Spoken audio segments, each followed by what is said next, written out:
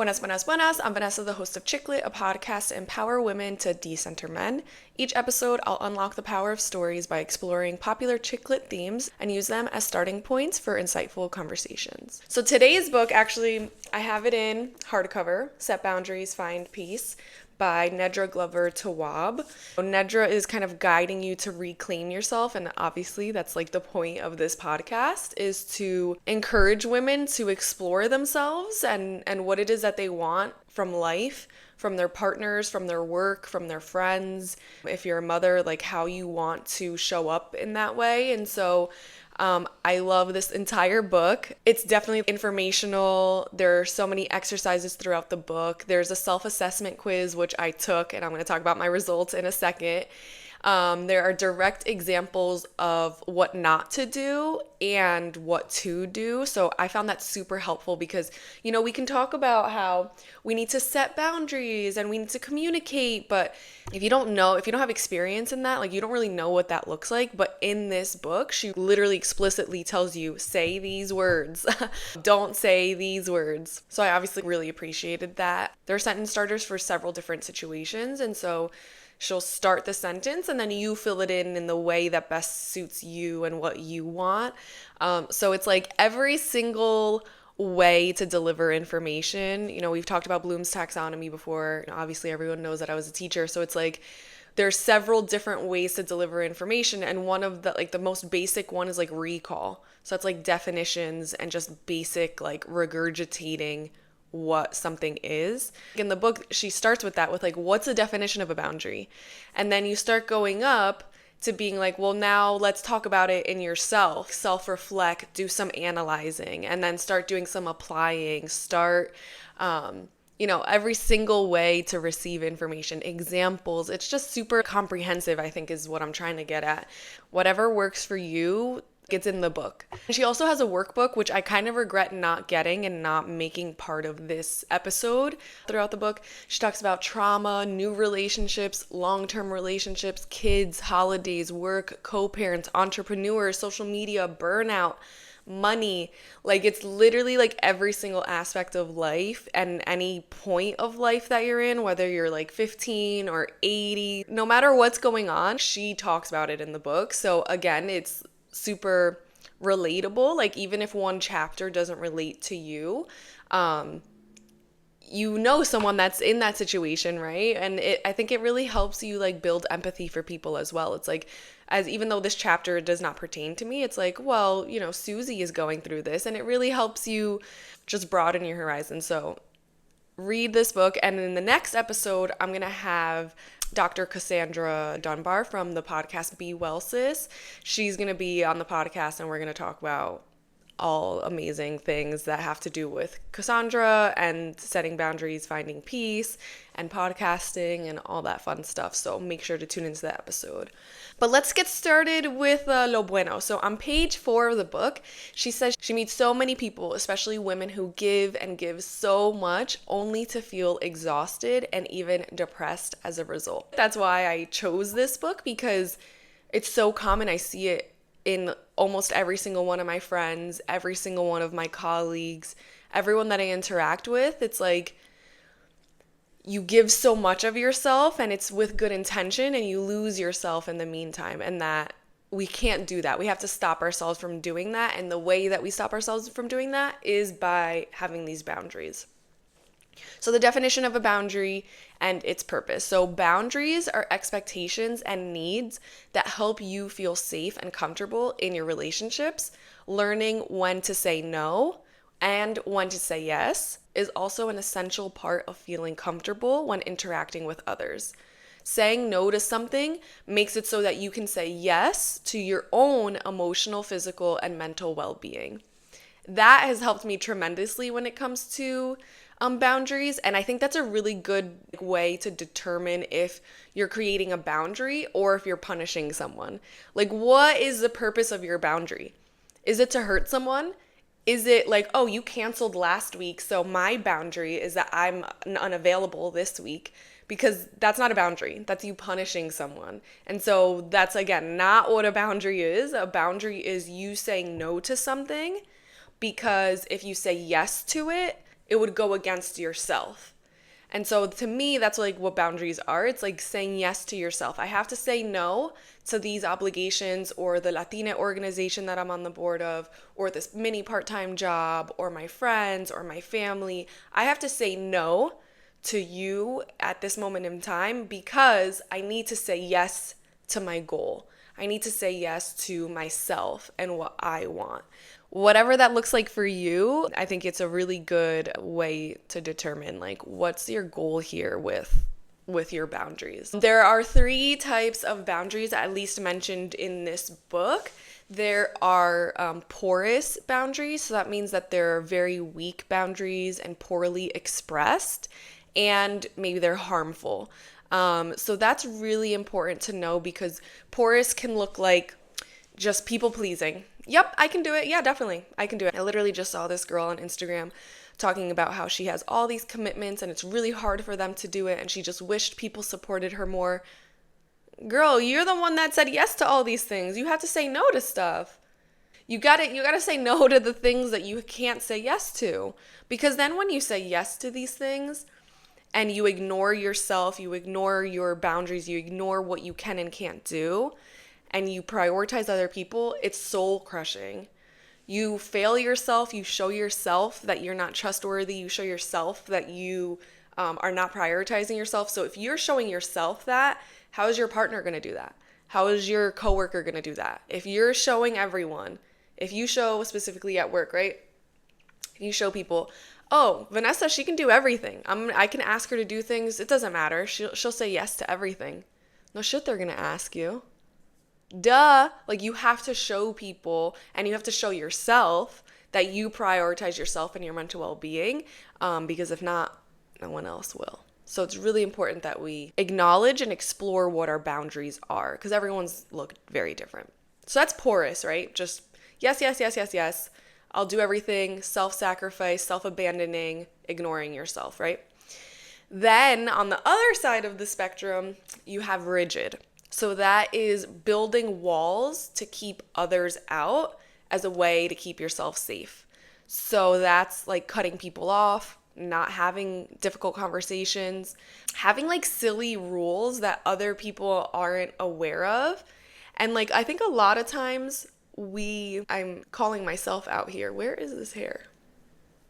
I think a lot of times people with rigid boundaries, I'm including myself in this because I definitely do, you label things as common sense, right? Like, duh, obviously, why would anyone do that? And it's like everyone has different experiences, different like cultural norms, even from like Texas to New Jersey to California to Alaska. Like there's such a wide range of people. And so you can't, like, if you are saying things and it's like, oh, it's common sense, like, and it's a rigid boundary and it's like a way to keep people at a distance, like, that's not a healthy boundary. Like, a lot of people think that I have healthy boundaries, but it's because I have rigid ones. And the rigid ones are not healthy. Like, it doesn't help for your connection. It makes it impossible to connect with people. It makes it impossible for people to know you deeply. And so it's not, like, rigid ones are not good. Like, I have strong ones and they're rigid, but that doesn't mean that they're healthy. And so I think that's a really big common misconception, specifically with me, is that I have so many rigid boundaries and I'm so vocal about them and I'm so, like, ruthless about them. Like, nope, this is my boundary, live with it, bitch. Like, that's not healthy. Like, that's all just on the other side of the spectrum, and maybe it's less common and people are more about having porous boundaries and ignoring themselves. And so maybe that's why rigid seems better, but not everything is black and white. One of my rigid boundaries is avoidance, and this is literally my favorite topic because avoidance is when you're disappearing or ignoring or cutting people off. And when you do that, the same issue is just going to reappear. It's a passive aggressive way of expression that you're tired of showing up. And that is definitely something that I have, and that's definitely like a rigid boundary that I have, and that's something that I think I know people in my life have complimented me on. Like, oh, I just love how you're no bullshit. You don't give anything the time of day that doesn't like align with you. And it's like, That's not 100% healthy, okay? Like, you have to be having these conversations. You can't passive aggressively express yourself. You have to tell people, like, I want X, Y, and Z, and if you're not able to show up in that way, okay, we can't continue the relationship as it is. It does not mean to cut people off and never talk to them again. Like, that's bad. And I really want to make sure that I'm doing a good job of, like, highlighting how, like, that's not a positive. You have to learn how to be assertive about your limitations with others without being passive aggressive. Like, you have to communicate it effectively, because when you don't, either way, if you continue the relationship as it is, which would be porous or rigid when you cut people off, either way, the symptoms are going to be like depression and anxiety and like that internal struggle. It's not about being a people pleaser or having these rigid boundaries and keeping people out. There is a middle one, which is healthy boundaries. And I really like how Nedra describes healthy boundaries, because she says that healthy boundaries are when your past experiences don't show up in your present relationships. And so I think that's a really important distinction. Like, when you're putting up a boundary, it's like, why am I putting up this boundary? Is it to punish people? Is it because I want them to like me? What is the purpose of it? And if at the end of the day, any of your past experiences, your trauma is showing up today, then it's not a healthy boundary. Healthy boundaries are about taking into consideration the responsibilities and the spaces that you're in and the people that you're connecting with, and also taking in consideration like yourself and your own boundaries. So it's a very complex, it's specific, everyone's is different. It's just ultimately the whole point of this entire episode is encouraging people to look inside of themselves and determine what boundaries work for them, what boundaries don't. So let's go to the quiz. So there were 16 questions to determine like what type of boundaries you have. And so 16, right? So, well, damn, my numbers are off. Whatever. The point is that there were a certain number of questions, and I had 7 healthy ones, which I think is a lot. That was the majority, was healthy. My boundaries were healthy. The next one was rigid. I had 5 rigid boundaries, and then I had 2 porous, which I was surprised at the porous. I thought I was only going to have rigid, honestly. I was like, I'm definitely going to have rigid only. But then I was like, oh, wow, I have overwhelming, like, majority, like, healthy. But then the next one would be rigid, which makes sense because I'm a recovering asshole. Yeah, so I thought that was really interesting. On page 7, Nedra goes into signs that you might need boundaries. And I feel like I could talk about this book for the rest of my life. We're only on page 7 and I'm still here like quoting it. So signs that you need new boundaries are that you're overwhelmed, you're resentful when people ask for help, like you get irritated, like, why are you asking me? Isn't there someone else you can ask? Like, that's a sign that you should be saying no. I know it's a common saying where it's like, if it's not a hell yes, and it's a hell no. Like, sometimes you have to consider that. Like, sometimes that might be a rule that you have to start implementing for a while you figure out your boundaries, while you explore that and what they look like for you. Like, sometimes you have to put things in place, like these little rules, these little tips and tricks to help you balance out your boundaries. Like, you have to do what works for you, right? So again, signs that you need boundaries. You're avoiding calls and interactions with people who might ask for things. You make comments about helping people and getting nothing in return. You feel burned out. You daydream about dropping everything and disappearing, and you have no time for yourself. That's a huge one. I see so many people, and listen, like, I'm not going to sit here and talk about how easy this is, but there are so many people who leave the house before 8 o'clock and get home after 6 o'clock just to clean, make dinner, and go to sleep and do the whole thing the next day. And so to me, again, easier said than done, that just means that you need to change something. Like, something in your life needs to change. And you determine that. Like, whether it's asking people for help, like, you have to give people the opportunity to to be there for you. You have to fight the underlying beliefs that you have to do everything by yourself, or that your husband doesn't care, or that your best friend's too busy to help. Like, listen, maybe your best friend is too busy to help, but who are you to say, no, she's too busy, and so I'm not going to ask her? Like, that's her. That's up to her. You know, like I don't like that at all. Specifically now that I, haven't been getting an income. A lot of people will be like, oh, I know that you don't have an income, so I didn't invite you because, like, I know you're balling on a budget. I determine what I do with my money. Like, don't make that decision for me, And so it's like you have to, again, give people the opportunity to be there for you and ask for help. Ask for a help in any way, right? Like, I don't know, picking up the kids, or being your walk check-in buddy, or making time for friends. You have to advocate for the things that you want, and so you really have to fight those underlying beliefs of, like, no one cares for me, everyone's too busy, I'm completely alone. Like, that's just, like, simply not true.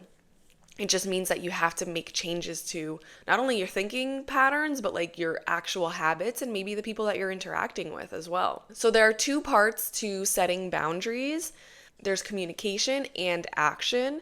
You have to be okay with short-term discomfort for a long-term healthy relationship. If you are uncomfortable speaking to a person that you're in a relationship with, that I don't mean just romantically, like friends, colleagues, anyone. If you're afraid to have short-term discomfort, you're stripping long-term health from the relationship. Like, you need to be able to create those spaces. And listen, I'm not saying that this is all your fault and your relationship sucks because of you. No, but it takes two to tango. So obviously the other person plays a role as well. I'm not ignoring that. But you have to do your part. And sometimes part of that is like, I want to have a conversation with you, but I'm afraid that if I bring it up, X, Y, and Z is going to happen. So I am skeptical. Or is this something that you think that you can participate in without gaslighting me, or without calling me names, or without raising your voice? And if the answer is no, okay, thank you. And they'll still want to talk about it, and you have to stay firm in your boundaries. I'm not going to participate in a conversation where someone's going to lie or yell or call names. Or if they say yes, they will, and then you start the conversation and they start to do those things that you don't want to happen, you have to step in and you have to enforce the boundary and be like, I'm not participating in this conversation anymore, because that's it. That's it. Because they know the boundary, and if they're choosing to ignore it, then that's up to them, right? But you have to make a conscious effort to mend those relationships and make the relationships and communication styles what you want them to be, right? The communication aspect. Nedra's like, sorry, no one should know what you need. Everyone's needs and experiences are different. Nothing is inherently universal. You have to communicate with loved ones. Okay. So, like, here are some examples of assertiveness. I'm reading directly from the book on page 104. It says, saying no to anything you don't want to do. Telling people how you feel as a result of their behavior. Sharing your honest thoughts about your experiences. Responding in the moment. Instead of talking to a third party, talking directly to the person you have issues with. Making your expectations clear up front instead of assuming people will figure them out. Assertiveness is how you clearly and directly state your needs. That's not a bad thing. Listen, again, people love to say that I'm so good at being assertive. Listen, I do it in a fucked up way. I used to do it in a fucked up way. I don't anymore. But that's something that I have been working on for years, so much so that it's not like part of like how I am anymore. But I used to be really assertive in a fucked up, mean way. But it doesn't have to be. It does not have to be. Like, you determine how you're assertive, but you have to be direct, and you have to do like that little bullet point that I just read. You have to stick up for yourself. You have to stick up for your boundaries, right? And when you're feeling guilty about these things, about being assertive, or maybe you disappointed someone with your boundary, which is part of it. I would rather someone be disappointed with your boundary than you fail yourself. Like, is that really what you're deciding with? Oh, I'm going to please this someone and they're going to be happy, but you're failing yourself. Is that really like what you're choosing? We can't choose that. We can't, because then it hurts your soul and it affects everything. It affects your self-esteem. It affects your relationships with others because you don't trust yourself. So how can I trust you if you don't trust yourself? You really have to set those boundaries, and then when you feel guilty about them, you have to affirm yourself and be like, I'm doing this for myself, for my sanity, for my mental health, for my workload. I'm doing this, right? You have to humanize it. Everyone has different boundaries, and these are my boundaries, and I am being assertive because this is what I need. And you have to remind yourself of your goal. Whatever, it's very situational, it's very specific. But whatever your goal is for setting that boundary, remind yourself of the goal. Because if you just keep telling yourself, oh, I disappointed them, they're mad at me, they really need me to do this. If that's all you're thinking, then you're going to cave. But if you tell yourself, I cannot fulfill that request because I need to prioritize my mental health. I need to prioritize my family, maybe. In my case, it's a podcast. Like, I say no to a lot of things because it's not conducive to the podcast. So it's like, instead of being mad at myself for saying no to these things, I have to be like, I'm saying yes to my podcast. These are my goals. I know it's very different. A lot of people don't understand. They're going to be upset with me. I understand that, but I am prioritizing myself. Like, you have to talk to yourself and talk yourself out of it, and be okay with the reactions of others, because of course they're going to be upset. Of course your friend wants you to help them move. Of course your cousin wants you to lend them money. Of course these people want you to go spend $5,000 on their bachelor party. Like, of course. But you have to focus on yourself, affirm yourself, and remind yourself of your goals so that when these things happen, you don't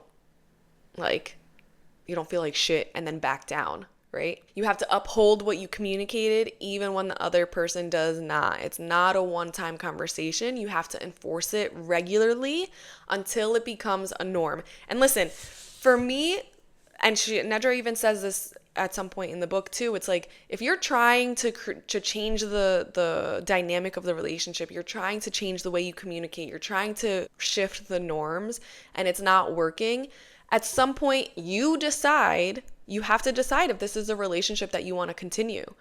Like, the relationship might have to change. The dynamics might have to change. And again, I'm not saying cut people off, which used to be my go-to, but it's like, maybe you're not best friends anymore. Maybe you guys are acquaintances, and maybe they don't hear your deepest, darkest thoughts, and you're not sharing your secrets, and they don't know every little detail. Maybe you're hanging out once every couple months. Like, that's okay. I think it's shitty, it's unfortunate, but if you're trying and you're trying and you're trying and people aren't receptive of it,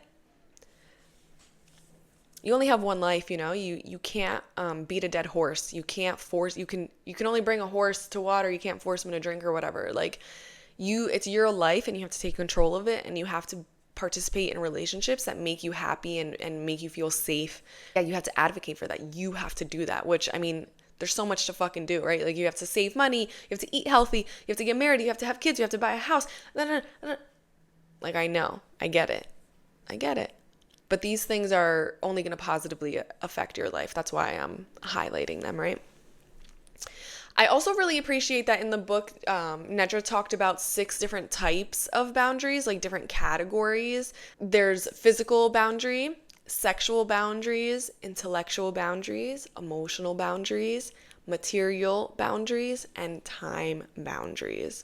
So all of these spaces, and listen, there might be more. If you can think of more, amazing. But you can have boundaries when it comes to your physical self, right? Your sexual boundaries. Like, you can have boundaries in all of these aspects. And again, easier said than done. But when you go against yourself, you show your body that you're not trustworthy. You're not going to have a happy sex life. And listen, like, we need to be having as many orgasms that you want to have in your life. You got to be making sure that that's happening. And if you're having sex that you don't want in a way that you don't want, you're not going to be satisfied. And so you have to prioritize yourself. You cannot prioritize the other person. There are a few other things that really stood out to me. She talks about codependency. She clarifies what trauma bonding is. She talks about ultimatums and what oversharing does to a relationship. I think all of these things are really important, and I think a lot of us have misconceptions or have really normalized like unhealthy dynamics, and so that's why I really want to focus on these next 4 things. So codependency. My note here says to read directly from page 92. So page 92. Boundaries for codependency. Set clear expectations with regard to how you can help. You cannot solve other people's problems. Provide feedback about how the other person's behaviors are affecting you. You have to tell people, when you call me frantically freaking out and crying at 2 a.m., it really dysregulates my nervous system. It makes it really hard for me to want to answer the phone if you only call me when you're freaking out. Support people without doing things for them. Again, you should not be solving other people's problems. Helping them, giving your suggestions, these are very different things than being the one to make the phone calls, to go actively do the things, have hard conversations for them. Like, that is not your place at all. Wait for people to ask for help instead of offering before they ask.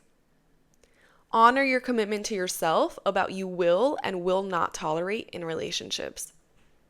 Be vocal about toxic behaviors you observe. Take care of yourself before you start taking care of other people. Like, if you're going to go help someone do X, Y, and Z, do you have your own shit figured out? What are you doing? What are you doing spending time in your day fixing other people's problems if your own shit isn't even figured out? And again, this is stuff that I have learned. So I don't want you to feel like I'm judging you or like being in a negative way. Like, this is stuff that I have had to learn throughout the years. Hold people accountable for caring for themselves. Like, listen, girl, if you're going to go do X, Y, and Z, you're showing yourself that you don't care about yourself. How can I care about you if you're not caring for yourself? I think I've said that before in this episode, like 20 minutes ago. But tell people that. When you binge drink, let's say, when you binge drink and drive every single Friday night, how do you expect me to care for you and be there for you if you're not even caring for yourself? You don't care for yourself. You put yourself in these dangerous situations. How am I supposed to show up for you if you're not showing up for yourself? You have to have these conversations. Like, give people a reality check. Especially if they're trying to include you in their shit, in this codependency realm that we're focusing on in this moment. Help while teaching people how to help themselves. You don't need to do it for them. You're not a problem solver. She talks about trauma bonding. Trauma bonding happens as a result of emotional and intellectual boundary violations. Over time, a person is manipulated into believing that in some way they deserve what's happening to them. They think what's done to them is by accident or not intended to harm. Trauma bonding can occur in friendships, dating relationships, or family relationships. And I think a misconception that we have is that trauma bonding means that you both went through the same trauma. So like coworkers or kids, you think that the trauma that you both experienced together means you're trauma bonded, but that's not the case. Like, you guys were just safe spaces for each other through trauma. That's not trauma bonding though. Trauma bonding is much darker than that. It's about being bonded to the trauma and thinking that it's your fault and accepting things that harm you. Like, that is trauma bonding, like being bonded to the thing that is causing you harm. This next part, the ultimatums part, that ultimatums are okay when used as a tool to execute and follow through on your boundaries. Gasp. Like, I really thought that ultimatums were terrible. You can't give people ultimatums. But what Nedra's saying is that ultimatums are good when you're using them to follow through on your boundaries, right? And you're not doing it to hurt the person or to punish them or teach them a lesson.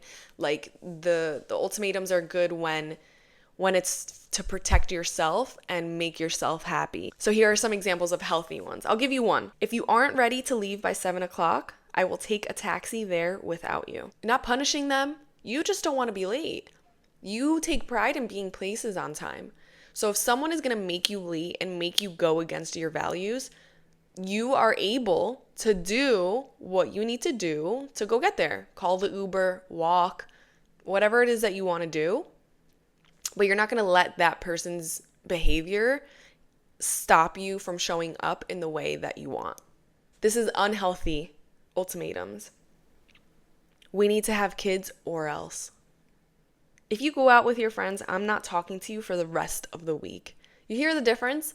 It's like there's going to be something terrible, big and bad. This terrible thing's going to happen to you if you don't listen to me. It's like stiff arming someone, like forcing them, bullying them, right, in a way, into doing what you want.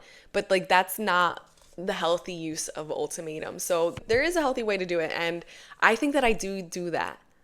I think that I do healthy ultimatums because I don't ever want to harm people when I do ultimatums, but I think that is something that I've always just naturally done. This next part is something that I've learned in the past 6 months, several ways. People have taught me this: oversharing, right? You have to maintain the integrity of a relationship by not oversharing. I definitely have overshared with people before they even showed me that they were trustworthy. Like, I feel like for me, oversharing was a way to connect with people. Here's all my trauma, here's all the things that I'm going through. It really opens the door for the other person to share as well and to kind of connect through pain together and be there for each other. And that is definitely something that I've learned in the past 6 months. Like, I have had friends who don't talk to me because I have overshared about my relationships, and then they don't like what I have to say. And so now they don't talk to me anymore because of that. And it's just not fair to the people that you're in a relationship with. And I'm not even talking about like romantic. I'm talking about like friendships with, if you're going and sharing that information with others.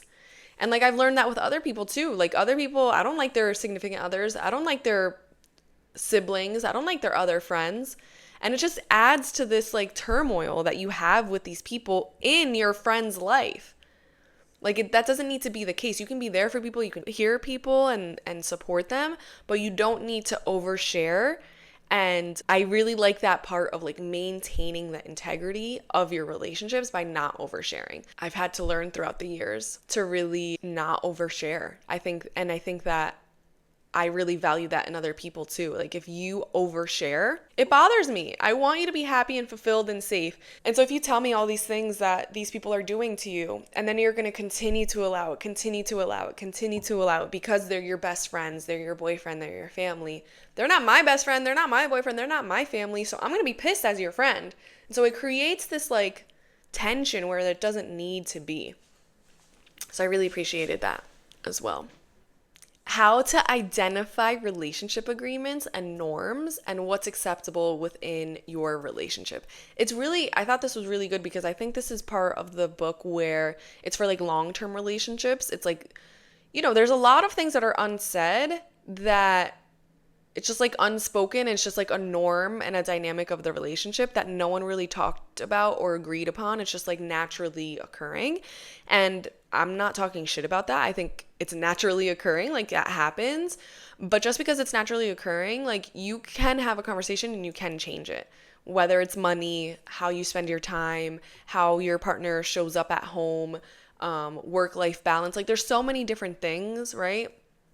And so she literally goes through the steps on how to, identify those unsaid agreements or norms. And so the first thing is to get to the root of the problems. It's like I hear a lot of people complaining, oh, my husband, he just leaves his stuff all over the floor. He never puts the clothes in the dirty laundry, right? That's a common, like, stereotypical complaint. And that's not the issue. The issue is that you feel like your husband does not respect you. So he is disrespecting you by making you pick up his dirty laundry and putting it in the hamper. That's the issue. If you feel like, let's say your husband spends all his money on going out to the bar with friends, right? The problem is not that he's going out with his friends and having guy time. That's not the problem. The problem is that he doesn't have any money to pay the bills at home, which is very common for women to be the breadwinner at home, the primary parent, and their husbands don't contribute a lot financially. That is very common. I know it's counterintuitive. It's like not what we think is happening, but there are a lot of women who do everything at home and their husbands just have their money and they do what they want with their money. The root problem is that you feel like your husband is not prioritizing the family and he is prioritizing going out and getting drunk with friends and spending his money that way. Like you have to figure out what is the actual problem, not the little thing that happened throughout the day that is triggering you. You have to find the bigger thing, the bigger issue, so that you can resolve that bigger issue. Because picking up the dirty laundry or not going out on a Friday night, that's not going to resolve it. It's the bigger issue of them not respecting you or dismissing you or gaslighting you or not prioritizing you. Like those are the things that are going to ruin the relationship if you don't get to the root of it, if you don't resolve that. You have to talk about those agreements that you made, whether they were consciously or subconsciously made. You have to bring them to light. Like, hey, I know that naturally I'm the one that gets the kids ready for school and gets them ready for bed, but I'm not able to do that anymore. Wondering which shift you would like to take over. Don't give them a yes or no, because they're always going to say no. And again, I'm just using kids and parents, like kids, being like moms, being primary caregiver, because it is so common. But you can do that with other things as well. When you give, I learned that as a teacher. When you want someone to do something, you cannot give them a yes or no question. You have to give them the option. Are you going to wear the shorts or are you going to wear the jeans?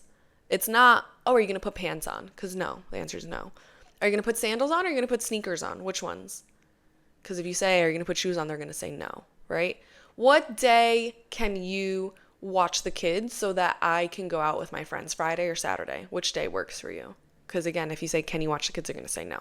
So you have to give them options. So talk about the agreements that you made consciously or subconsciously. Like talk about them and talk about what's acceptable. You have to say, like, are we talking to other people about our sex life? Because, at the party the other day, I heard you say something about X, Y, and Z. And so I didn't really like that. I'm wondering if we can scale that back. What do you think about that? Like, what is appropriate to share? What's inappropriate to share? What are you comfortable with? Like asking those questions, hearing their thoughts, and then that gives you the opportunity because, you throw the ball to them. What's your thought? What's your view? And then they'll say, and then they'll be like, well, what about you? And then you can share what you say and you can come to a compromise, right? You're never going to be 100% agreeing on everything. It's just a matter of starting those conversations and talking about it and speaking about those unspoken, bringing it to light, bringing it forward. Let's get into El Chisme in the article called The Hard Truth About Boundaries and Self-Care by Hannah Hart. Pooja says, power and status affect your ability to set boundaries. There are some situations in which your power to set boundaries may be extremely limited. When you are in a very junior role or have a caregiver responsibility, or you belong to a marginalized group, setting meaningful boundaries may be very difficult or even impossible, and it will almost certainly feel risky, but you can still do something. You have to start small. Start by identifying your zone of control, which I think is so important, and see if you can create a space. See if you can create space. Give yourself 3 deep breaths between calls, or ask for help with a task rather than shouldering it alone. Set a mental boundary, as in, I'm not going to think or worry about that right now, because again, that's in your own control. And be opportunistic and rest when you can. I think that's really important to know in El Chisme, because I don't think Nedra really touched on that throughout the book. And it's not me. I'm not really shading Nedra. It's just something that I wish would have been included. It's like if you are working, I always think about my mom, right? Like when she came to this country, she worked 3 jobs and she would have, I think, 6 hours of downtime a day. So she would go home and like sleep for 3 hours, or she would only have 6 hours to like go home and cook and clean. And so that was obviously really hard. So it's like, how can you have the mental capacity to explore your boundaries, have difficult conversations, advocate for yourself, and also deal with the repercussions of that. Like if her sister, who she was like, struggling with, if her sister was mad at her and never spoke to her again, like, was my mom going to be homeless? Like, not that that was ever an option, but the point is that when you are struggling financially, when you are an immigrant, when you're viewed a certain way in the workplace, marginalized people, when you're very alone and isolated, how can you have the capacity to do these things? And so I just really wanted to spend the time in Achievement to acknowledge that. It's a privilege to be able to explore the boundaries, right? It's a privilege to have the time and the mental capacity and be okay with the repercussions of people being mad at you. But the next episode, like I mentioned earlier, is going to be with Dr. Cassandra Dunbar from the podcast Be Well Sis. If you like this episode, be sure to subscribe, like, comment, and leave a review. New episodes are uploaded every other Monday. You can also follow me on social media at Chicklet Podcast. And remember, if you have any book recommendations or want to be on the podcast, let me know. Thank you for listening. Bye.